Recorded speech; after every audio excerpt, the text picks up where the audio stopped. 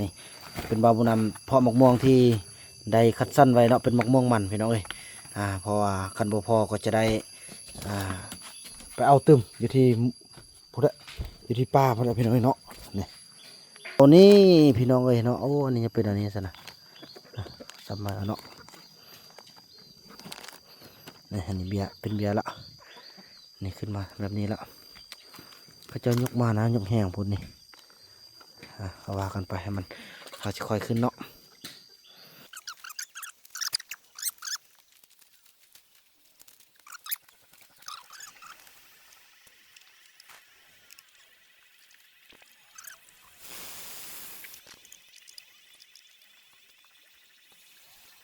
ขอบใจ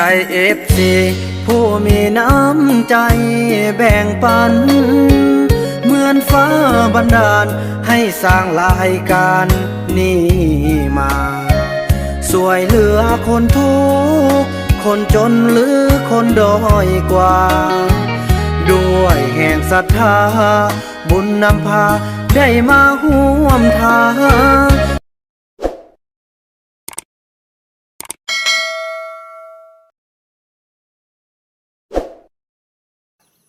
สบายดีท่านผู้ชมเนาะคลิปนี้ก็เป็นคลิปหนึ่งที่มีความหมายความสำคัญพี่น้องบ่าวบ่นำก็ได้มอบเวียกงานให้ทางทุกคนเนาะอนามัยแต่ละเฮือนเนาะซาลีเพิ่นก็ปัดกวาดเฮือนครัวเป็นที่เรียบร้อยแล้วพี่น้องเอ้ยเนาะแล้วก็ไอ้คูนแล้วก็ไอ้เฟืองเนาะนี่เพิ่นเฮ็ดเวียกอยู่เฮือนพาเฮือนมันแล้วเนาะนี่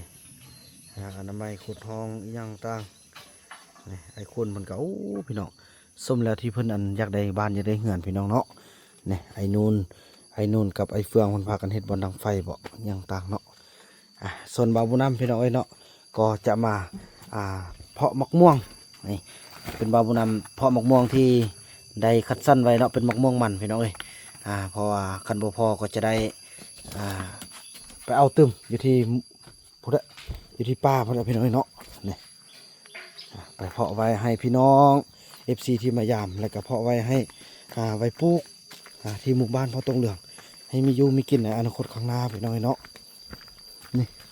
มื้อเช้านี่ก็พักอนามัยเนาะนี่พี่น้องเอ้ยตอนที่เราจะเพาะจ้าอันนี้ก็เป็นเบียร์ที่พวกเขาได้ซ้ำไว้มื้อเช้านี่พี่น้องเอ้ยเนาะโอ้อันนี้จะเป็นอันนี้ซะนะซ้ำมาเนาะนี่อันนี้เบียร์เป็นเบียร์ละนี่ขึ้นมาแบบนี้ละเขาจะยกมานะยกแห้งพุ่นนี่เอาว่ากันไปให้มันเขาจะค่อยขึ้นเนาะมี7ต้น1 2 3 4 5 6 7กับต้นนี้กำลังออกเนาะพี่น้องเนาะนี่สันบากรบุญนำก็จะได้เพาะไปก่อนพี่น้องเลยเนาะเพาะด้วยจังซี่แหละพี่น้องเลยโอ้จะได้ค้นต้นนั้นมาก่อนพี่น้องพอมันทึกใส่ขาโพดเนาะน้ำมันจะแห้งบาวบุญนำเห็นฝนตกเมื่อกี้บาวบุญนำก็สิแต่เอามาไว้พี่เอาไว้ทางนั้นทำมันนั่นก่อนเนาะบ่อห่มแล้วก็พอดีทึกแดดเนาะห่มแดดพี่น้องเอ้ยเฮ็ดนี้นี่พอดีเลยนี่ไปพี่น้องเอ้ยคนนั้นมาแล้วก็ค่อยซ้ำเนาะไปเบิ่งจุดไหนเดี๋ยวเบิ่งกันบ่ไปแต่ละคนคูณอันไอคูณนี่ไอคูณพี่น้องเอ้ยดูมันขนาดได้รักษาเฮือนมันแล้วบัดนี้คนไอเฟืองกับเบานู่นเนาะเพิ่นเฮ็ดอันเตาดังไฟพอเฮ็ดเงินมันส่วนเสาติ๊กนั้นไอ้กี้แก้วเพิ่นก็จางทางเบาคูนเนาะเฮ็ดไปที่เรียบร้อยนี่สาลีกับอนามัยงานตัวเองไปที่เรียบร้อยละโอ้พี่น้อยดีใจเนาะถือว่าการที่ว่าไม่ลมทับครั้งนี้ก็ถือว่าดีเลยครับเฮ็ดให้สาลียานกว่าพี่น้อยเนาะบางบุญนำมาเป็นย้อนตัวเองผิดกันตัวเองหายกันแหละไม่จึงทับเงินไม่ลงโทษบางนักว่าจังสี่แหละให้คุณไอเฟืองเนาะไปจังสันพี่น้องเอ้ยลุยต่อพี่น้องเนาะพี่น้องเอ้ยเนาะตอนนี้ก่อนจะเพาะเราจะได้ค้นตัวนี้ก่อนเนาะพี่น้องเนาะสำเร็จก่อน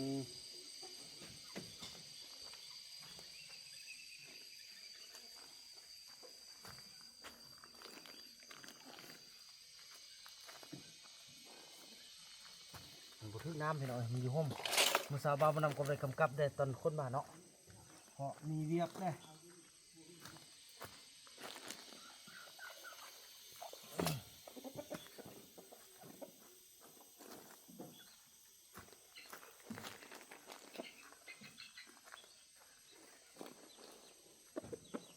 กับบุหัวาเม็ดได้จะขึ้นแต่เบาดำคัดสั้นเอาเม็ดที่ดีที่สุดคือตัวนั้นครับพี่น้องเอ้ยเม็ดที่ว่ากินแล้วมันเม็ดนี้แกนมันน้อยแต่ในมันลายพี่น้องเนาะใกล้จะพากันมาเคลียร์เด้อพวกเจ้าเด้อโชโชอย่าไปเคลียร์เขาอีพอเด้อขอให้เบียกเด้อนี่เด้อ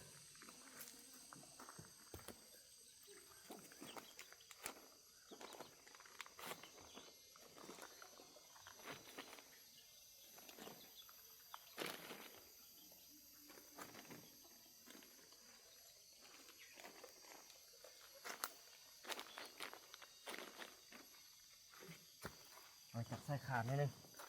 พอมันบุทึกน้ำ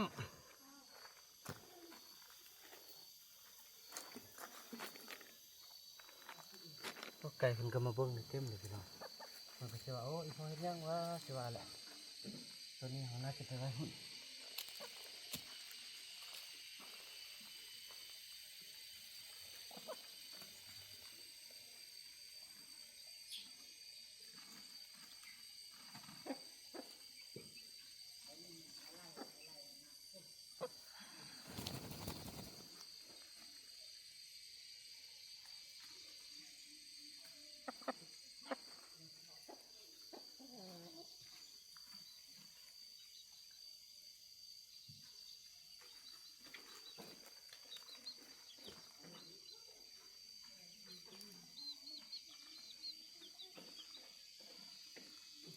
กันบ่พ่อก็จะได้ไปเอาอีป้าเต็มพี่น้องเลย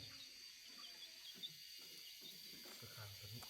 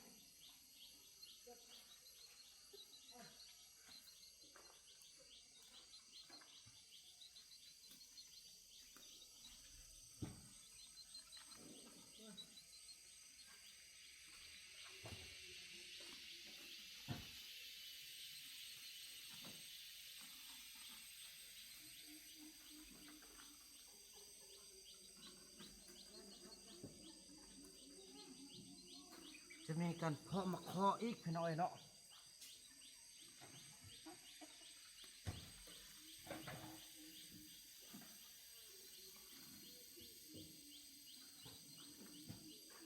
มื้อนี้น่าจะไปเอาได้พี่น้องหนึ่ง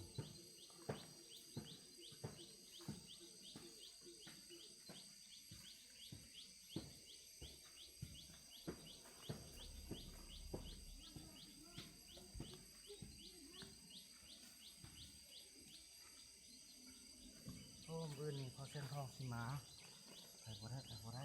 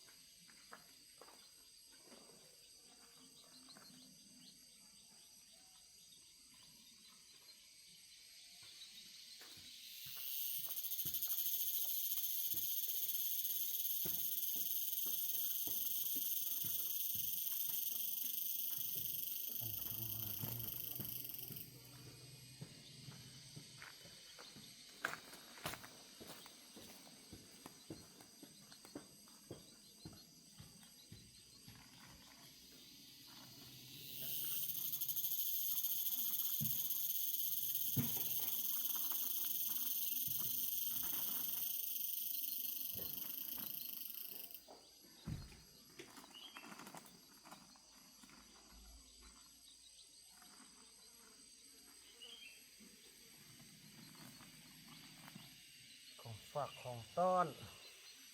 จากพอต้องเหลือง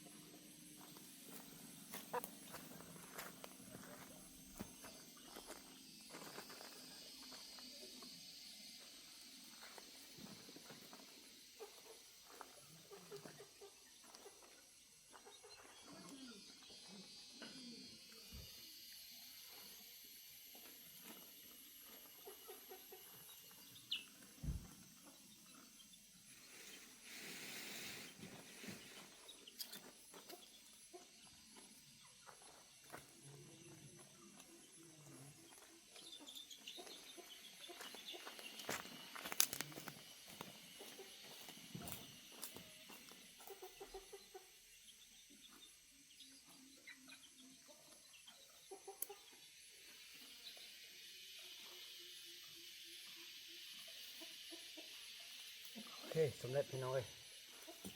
ขั้นต่อไปก็จะได้ซ้ำเลยพี่น้องเนาะ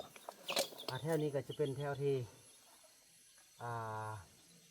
เป็นเสือที่บ่าวบ่นำคัดสั้นสุดเลยพี่น้องเนาะเพราะว่าโมโหจะเลือดเท่าใดเนาะพี่น้องเนาะทีนี้เป็นตัวที่บ่าวบ่นำคัดสั้นเป็นเมล็ดที่เกรดเอพุ่นแหละพี่น้องเนาะที่ว่าบ่าวบ่นำก็จะได้เอาไปปลูกอยู่ที่บริเวณนี้แหละแล้วก็อาจจะเอาไว้ให้เป็นของฝากของตอนให้ทาง FC ที่มาหยามเนาะพี่น้องเนาะเลือดเท่าไรก็จะเป็นคันว่าเลือดลายก็จะได้ไปเอาตื้มแต่นั่นได้ก็ต้องไปพี่น้องพอจะไปเอาเบียร์มาคอตื้มเนาะพี่น้องเนาะแต่เจ้าละเพิ่นก็แนะนำให้ให้เนี่ยก็ปาดแล้วก็เอาดีๆเนาะแต่ก็บ่เป็นหยังพี่น้องแบบธรรมชาตินี่แหละเนาะจริงเพราะว่าเฮาปาดแล้วมันจะเป็นการมันเรื่องพิษธรรมชาติ เนาะ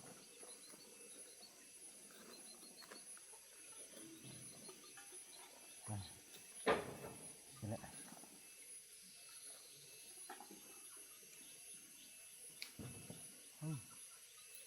คือมีดวงเจาะนั่นนี่เขาแม่นที่บ่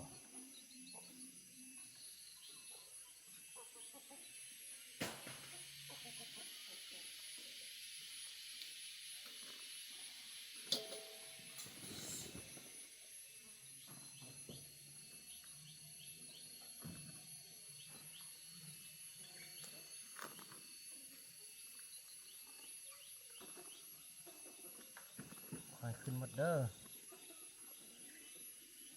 ใส่ไปก็เนาะแล้วเขาจึงค่อยเน็บเนาะยามันสิบ่ลืมพี่น้อยอันนี้ก็บ่ลืมมันไม่ลืมมัน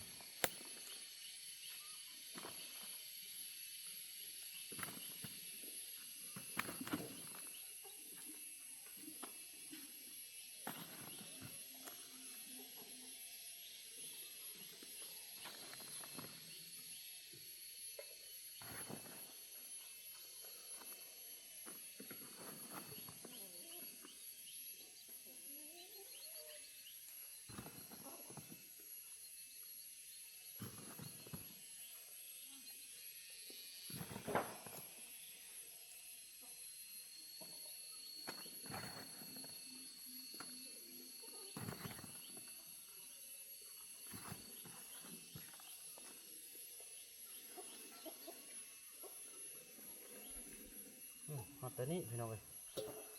เนาะ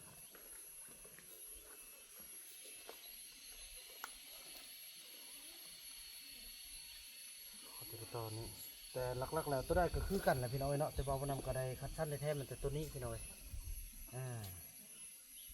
เป็นมันปุ๊บไปเลยเนาะ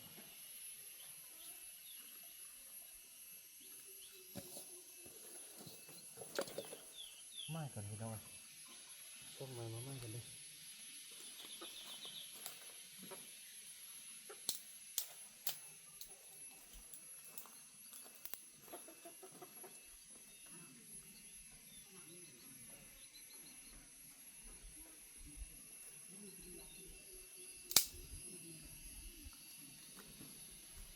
มาเราไปเนาะ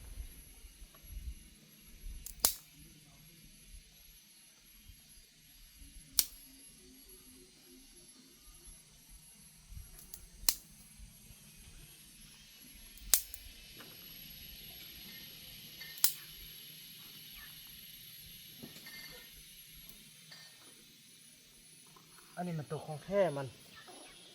ไม้ไว้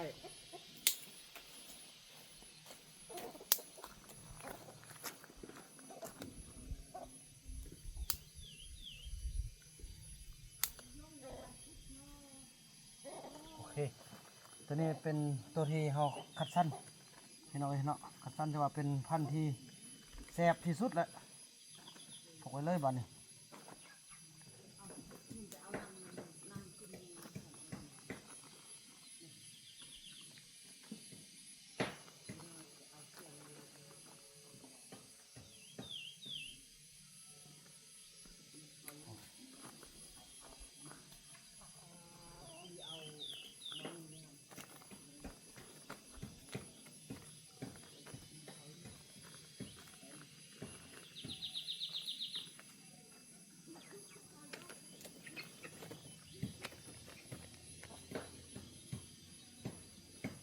โอ้นี่หมดแล้วละหมดเจาะละ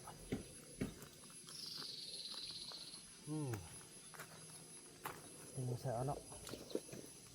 มีแมงเจาะก็มีเลยพี่น้องเอ้ยถ้าได้มันก็คือกันมันที่ว่าเขาเลือกตัวนี้นะพี่น้องเอ้ย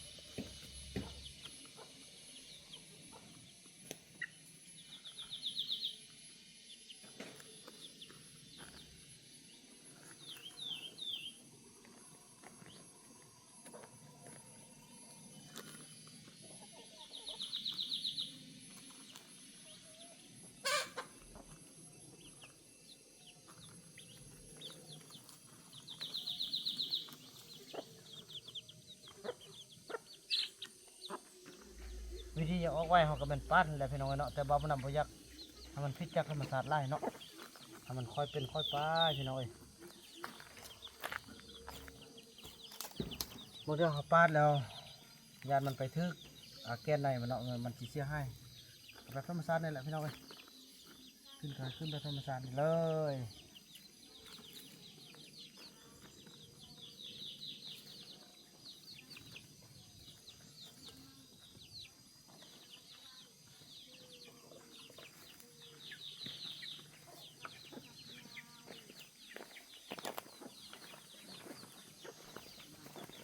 สำเร็จตัวนี้อันนี้ครับ แล้วอันจักอันนี้เขาได้แบบ อืม อันนี้มัน น้องอันนั้นไหมน้องไปจัดไปทางห้างอยู่คนไหมน้องไม่ไปเลย แล้วพวกนั้นอันดำๆนี้อันตัวสีดำนั้น จะใส่กันเนี่ยมันหักขึ้นหรอกเพราะมัน แล้วก็โบก หักโบบ้างไหน ตัวนี้นี่ค่ะตัวนี้นี่เนี่ยเดียวกันตัวอันเป็นขาวนะแล้วมีตัวดำนี้อันตัวอันเขาเอาไว้ก้น หาอ๋อ อันตัววันนี้ตัวดีปั๊บ เดี๋ยวคือกันนี่มัน เน่น โอ้เอาไปเลย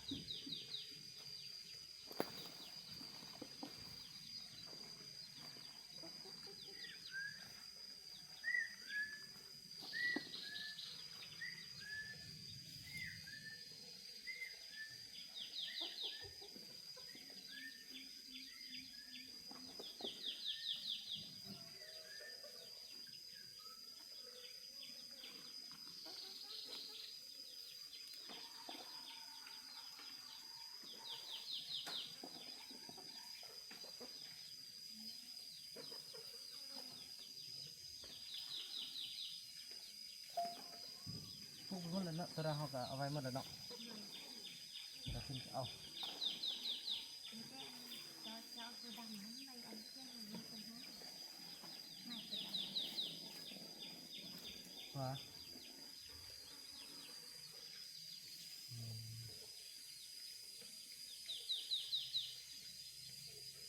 เราจะได้มาครับม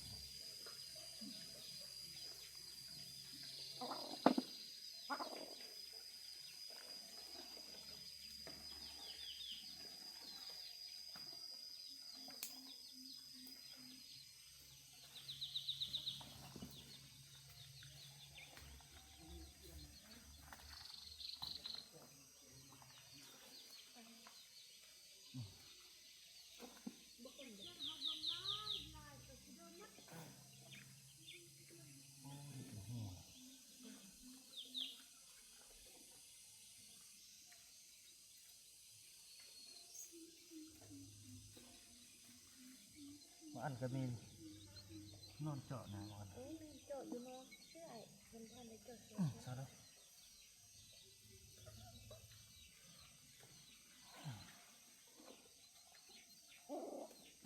ที่เป็นมันเหมือนกัน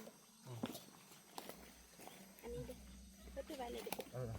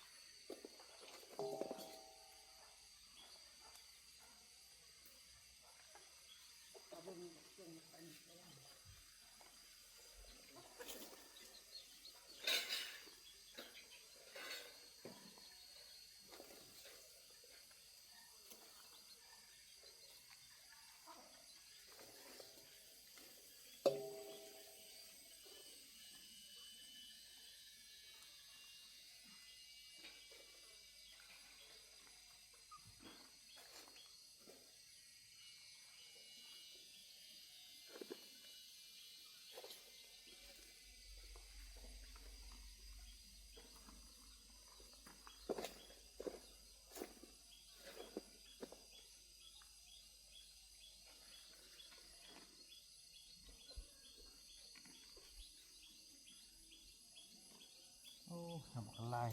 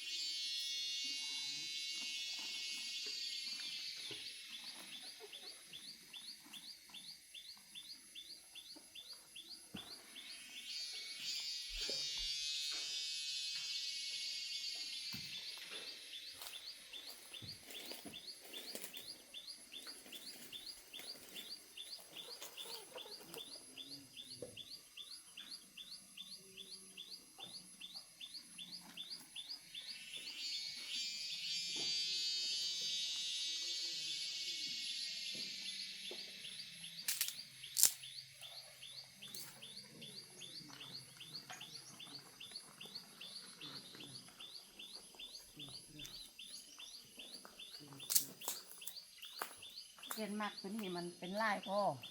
ใช่ คันบ่แม่นลายบ่แม่นแหละหมักอันหวานนี่นะ มะม่วงนะ แท้ เอาอย่าเข้าก่อนอย่าเข้าก่อนเตะบุรุษเชื่อ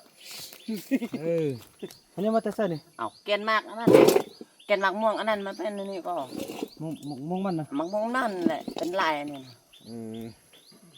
ะ ทุกคนมันก็เรียกทุกต่อก็ใส่ยังบ่ใต้เด้อน้อง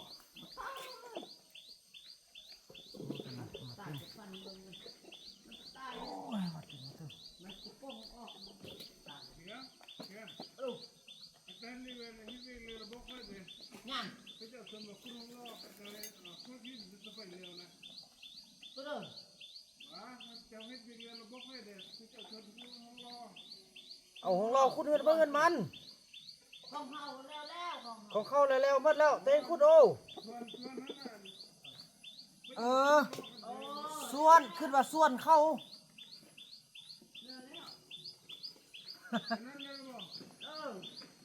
ไปเอาหมัก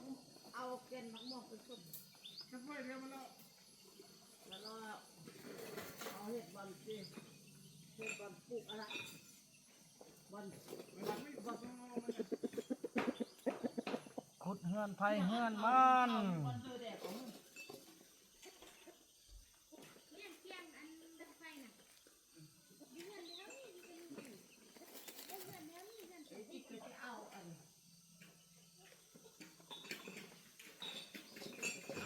เ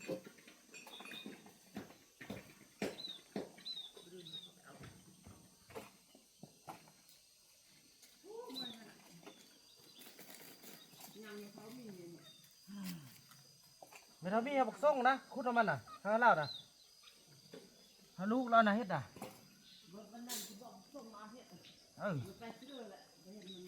ไปหาโนนี่แหละยึดไว้โทรศัพท์มันจะงูเฮ็ดเรียก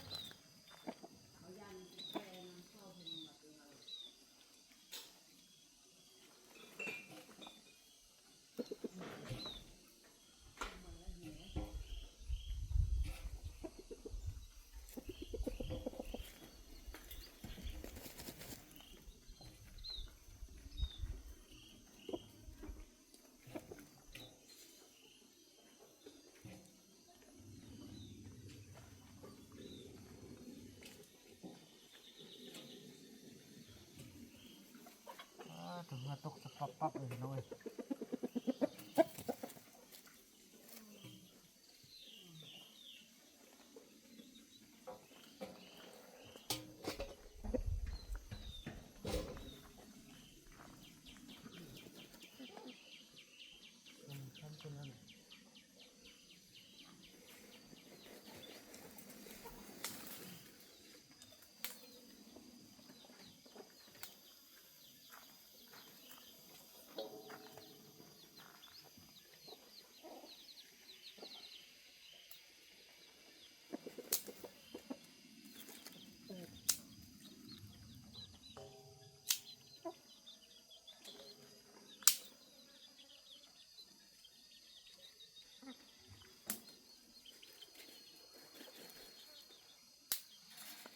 หอดนี่แสดงว่าหอดนี่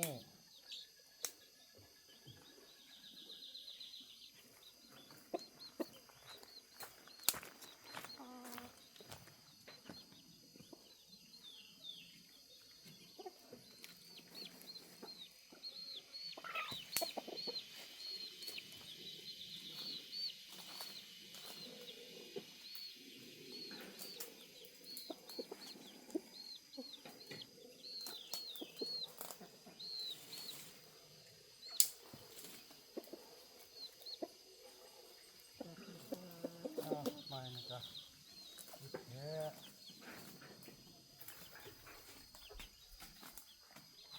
อันนี้เขาไม่เขากาฮอตนี่พี่น้อยเนาะ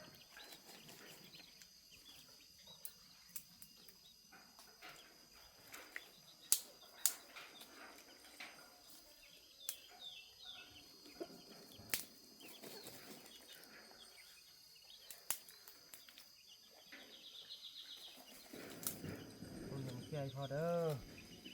อเธอยังแค่นี้ไปอันนั้นของสนุกฝนตกมาก็อาจจะโอเคแล้วล่ะพี่น้องเนาะถือว่าตอนนี้บ่าวน้ำก็พี่น้องอันนี้ได้เป็นตัวที่ว่าทับประกันที่บ่าวน้ำได้คัดเลือกว่าเป็นข้องอันนั้นนะของที่มั่นใจที่สุดเนาะฟังนี้มานี่เนาะส่วนฟังนี้ไปมอนนี่ก็แม่นแบบว่าก็ธรรมดาเนาะก็แบบว่าบริคัดสั้นแต่สนุกก็ว่าอย่างต่างอันนั้นเป็นของเขาเจ้ากินแล้วเป็นทิมละออกเนาะอันนี้ก็ผสมกับอันไห้เฟืองเนาะเอามาพี่น้องเนาะนี่ผสมผสานกันเท่ากับไม้ไว้นี้ท่านี้ไปก็จะได้ไปซอกใส่โชโชโชโชโชโชสิได้เอายังมาออมถึงก่อนคันว่าเขาเคลียร์เนาะกันน่าจะบ่เคลียร์จะเคลียร์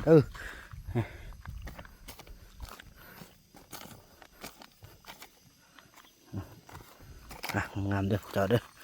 ฉะนั้นฝนตกมาชิลุบเองหรอกพี่น้อยพอคือกับแบบเฮาทิมใส่ขี้ดินขี้ดอนนี่แหละมันจึงออกดีเนาะถือว่าพี่น้องคลิปนี้เบาหนำขออนุญาตจบคลิปกันเพียงสำนี้ก่อนพี่น้องเนาะแล้วก็พบกันใหม่ในคลิปต่อไปคลิปนี้เบาหนำขอกล่าวคำว่าสบายดี